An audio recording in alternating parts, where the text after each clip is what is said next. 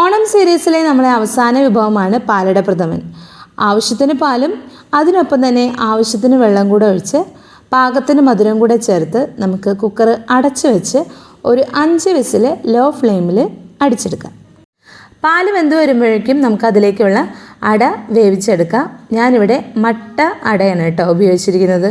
നന്നായി കഴുകിയെടുത്ത അട തിളച്ച വെള്ളത്തിലേക്ക് ഇട്ട് കൊടുത്ത് നന്നായി വേവിച്ചെടുത്ത് നല്ല തണുത്ത വെള്ളത്തിൽ കഴുകി ഊറ്റിയെടുത്ത് നമുക്ക് മാറ്റി വയ്ക്കണം കേട്ടോ.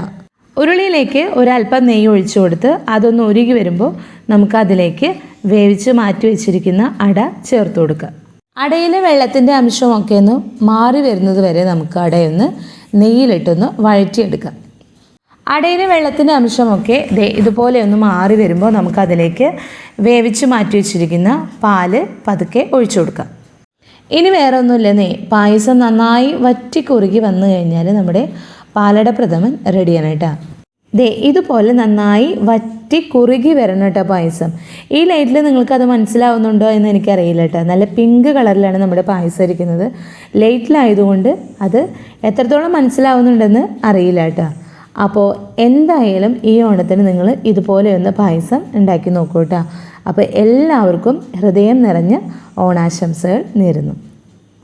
അപ്പോൾ പുതിയ കുറേ വിശേഷങ്ങളും പുതിയൊരു വീഡിയോ ആയിട്ട് നമുക്ക് പിന്നെ കാണാം.